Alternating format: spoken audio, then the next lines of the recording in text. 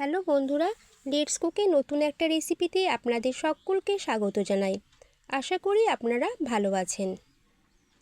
জলখাবার বা বাচ্চাদের টিফিনে এইরকম চিড়ের পোলাও বানিয়ে নিলে খেতে সবাই ভীষণই পছন্দ করবে। চিড়ের মিষ্টি পোলাও খেতে কিন্তু সুস্বাদু হয়। আজকে আমি একদম ঝরঝরে চিড়ের মিষ্টি পোলাওয়ের রেসিপিটি বানিয়ে দেখাবো। এইরকমভাবে চিড়ের পোলাও বানালে চিড়েটা হবে ঝরঝরে। তাহলে চলুন বন্ধুরা রেসিপিটি দেখে নেওয়া যাক। আজ আমাদের রেসিপি চিড়ের পোলাও।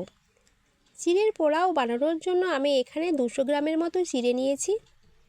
এবার চিড়েটাকে জল দিয়ে হালকা হাতে 2 থেকে 3 বার জল পাল্টে পাল্টে ভালো করে ধুয়ে নেব। চিড়েটাকে খুব ভালোভাবে ধুয়ে নিয়েছি। এবার চিড়েটাকে একটা ছাঁকনির উপর রেখে দেব, যাতে এর মধ্যে এক্সট্রা জলটা বেরিয়ে যায়। এবার একটা কড়াইয়ে দিয়ে দিচ্ছি সাদা তেল। তেলটা গরম হয়ে এলে এর মধ্যে দিচ্ছি 1 মুঠো চিনেবাদাম। চিনেবাদামটাকে খুব ভালো করে ভেজে নেব। পোলাওয়ে চিনেবাদাম খেতে ভালো লাগে। বাদামগুলো ভাজা হয়ে গেছে। এবার বাদামগুলোকে তুলে নিচ্ছি। এবার এই তেলের মধ্যে দিচ্ছি কিছু কাজু বাদাম আর কিশমিশ। এবার এগুলোকে হালকা করে ভেজে নেব। এবার এই তেলের মধ্যে ফোড়ন দিয়ে দিচ্ছি। দিচ্ছি 1/2 চা চামচ সাদা জিরে আর দিচ্ছি 1/2 চা চামচ কালো সর্ষে। এবার এই ফোড়নটাকে কয়েক সেকেন্ডের মতো ভেজে নেব। ফোড়নটা ভাজা হয়ে গেছে। এবার এর মধ্যে দিচ্ছি একটা মিডিয়াম সাইজের পেঁয়াজ কুচি। পেঁয়াজটাকে হালকা করে একটু ভেজে নেব। এবার এই তেলের মধ্যে অ্যাড করব 1 চামচ মতো ঘি। ঘি দিলে পোলাওয়ের মধ্যে খুব সুন্দর একটা ফ্লেভার আসে আর খেতেও খুব সুস্বাদু হয়। ঘিটা দিয়ে একটু নাড়াচাড়া করে নেব।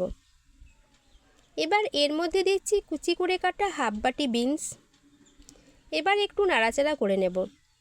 বিনসগুলো একটু সিদ্ধ হয়ে এলে এর মধ্যে দিচ্ছি 1/2 বাটি গাজর কুচি। গাজরটাকেও 1 মিনিটের মতো ভেজে নেব। এবার এর মধ্যে দিচ্ছি 1/2 বাটি মতো ক্যাপসিকাম কুচি আর দিচ্ছি কিছু কারি পাতা।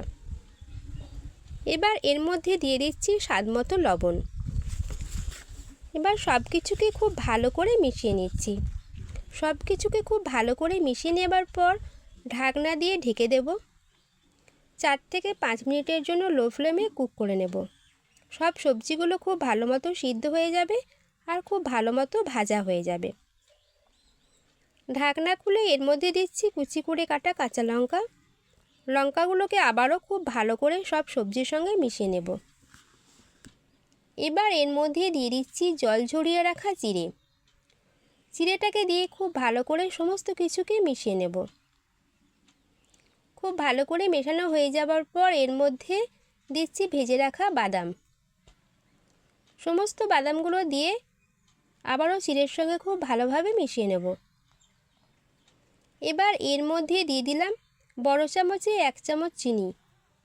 আপনারা যেরকম মিষ্টি খেতে পছন্দ করবেন সেই অনুযায়ী মিষ্টিটা দিয়ে দেবেন। চিনিটা দিয়ে আবারও খুব ভালোভাবে চিড়েটাকে মিশিয়ে নেব। আর এই সময় গ্যাসের ফ্লেমটাকে লোতে করে দেবেন। তো তৈরি হয়ে গেল ঝরঝরে চিড়ের পোলাও। তাহলে বন্ধুরা আপনারা বাড়িতে এরকমভাবে চিড়ের পোলাও তৈরি করবেন আর কমেন্ট করে জানাবেন রেসিপিটি কেমন লাগলো। সাবস্ক্রাইব করার অনুরোধ রইল। ততক্ষণে ভালো থাকবেন, সুস্থ থাকবেন। ধন্যবাদ।